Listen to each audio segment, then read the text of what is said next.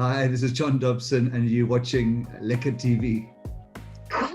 Come on, John. Perfect. Just before I start, don't forget to subscribe here, because I love you forever. It means the world. I'll do your hair or something. You love Lekker TV, I do, so just click subscribe or something. Come on.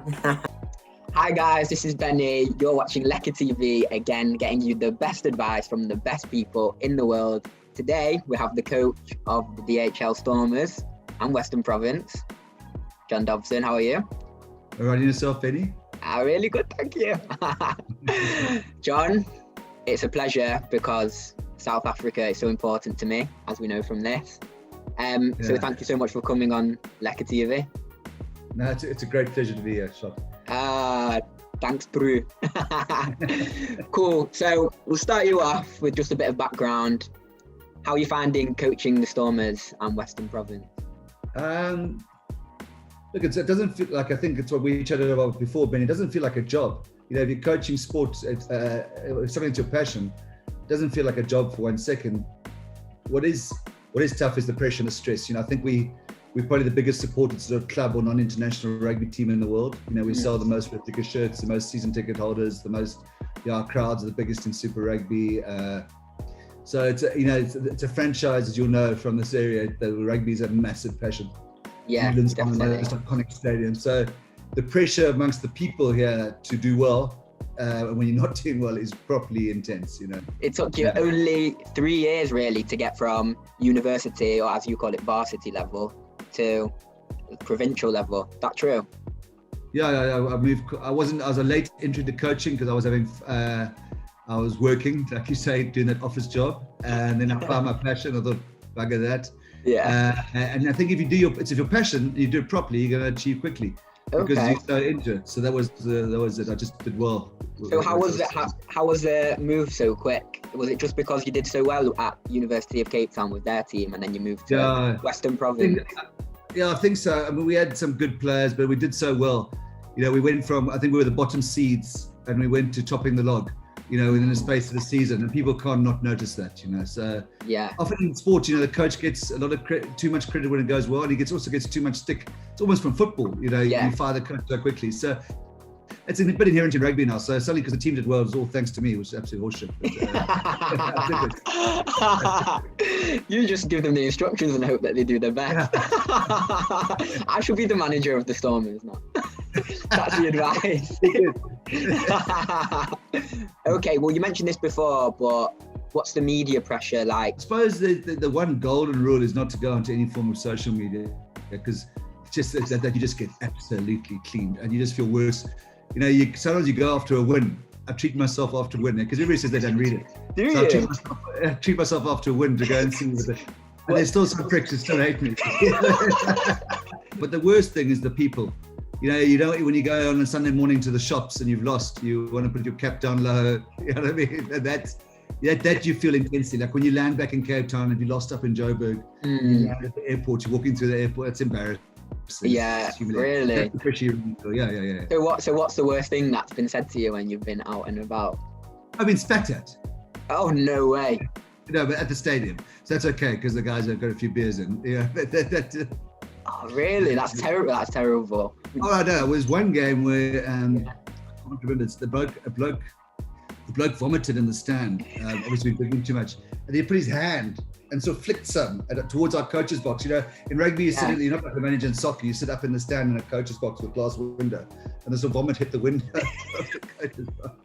Well, you're taking it in good spirit. I think you have to. You have to take it in. If I was in your position, I'd take it in that spirit instead of getting offended. Otherwise, it can really actually harm your performance. I get so nervous, but there's nobody there. So I go for a walk around the stadium. I go into the ladies' toilets. I walk.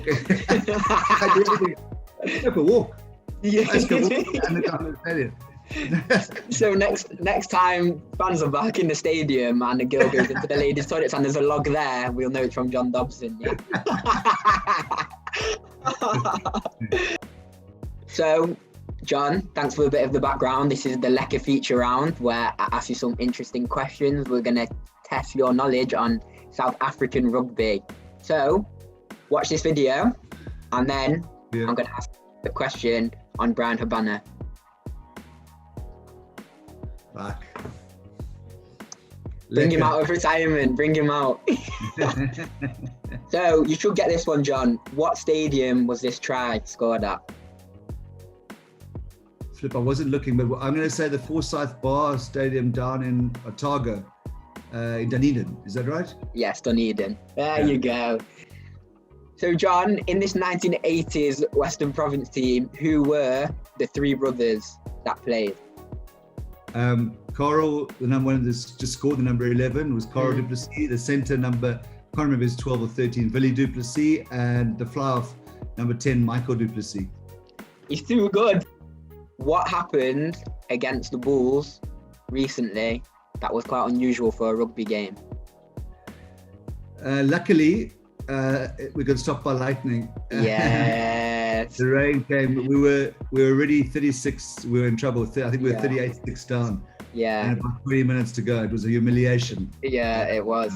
Yeah, It was. But you know what? I've watched you in press conferences and I can tell that you enjoy them. Now, the whole point of Lekker TV is advice for young people, and you're in a very unique position. So hopefully I can ask you a few questions and you can inspire young people to get to your position or a similar one. So the first question is, how quickly could a young rugby coach expect the jump from, say, university level into the English Premiership or into Super Rugby that you play in with the Stormers? Because it's hard to put an exact number on. Yeah, it is. There's no traditional career path where you become a junior associate and then you become a partner. It's all about timing. So, the positions open up. But the thing is that you've got to make sure that you're front of the queue when that gap opens. It could be guys coming off contract or the previous coach gets fired. You never know when that's going to happen. In my case, it was reasonably quick.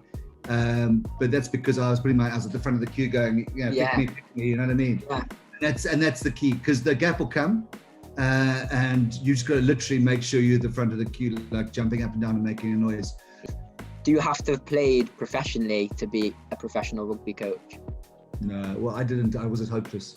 I played. I'm one of those coaches that says, "Do as I say, not as I do," or did. No.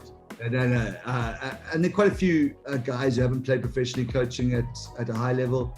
Jake White won a World Cup with us. Had never played as a professionally. I mean, I just played for the local university, a little bit of provincial rugby. So no, it's all about your empathy and, to my mind, your understanding of people and the environment, how to navigate the environment. Which country, don't be biased here, which country do you think gets the best out of their young players, and why are they different from other countries? Which country gets... Look, the best young players in the world, not being biased, are in South Africa. Our school system, our school system here is just, it's just phenomenal. Nobody else breeds the beasts that we breed out here. A young person with a small build, they may be really talented. What should they focus on? If you look at probably almost arguably one of the best players, the best player in the world at the moment, to my mind, is Cheslin Colby, who plays for Toulouse, the South African winger. He must be, I coached him at Western Province for years. I mean, he must be, he's 70 odd kilos, he's probably not even 1.7 meters tall, and he's just absolutely electric. Obviously, he's a freak. Yeah. But you can't, as a coach, we can get big guys to do holding jobs, but you can't get guys with X factor, step and pass, and that's the hardest stuff to coach. Well, John, you've answered all my questions. Can't wait to see you managing the Springboks very soon. Another World Cup, please. But no, you've advised the young people watching perfectly, seriously. So thank you so much for coming on the show. I really appreciate it. Thanks, Benny. It's been a pleasure. I enjoy your vibe very much, and I'll be following. I love your vibe. I'll be following Lekker TV myself. Thank you. Well. Yeah. This has been Lekker TV. I've been your host, Benny. Thank you. I'll see you next time. John, who are the three brothers in this Western Province 80s team, and how many were... Oh, did I say three brothers? I need to say that again. Don't answer. Yeah, no, I need to, because on the video, it's not going to come out right if you answer first, right?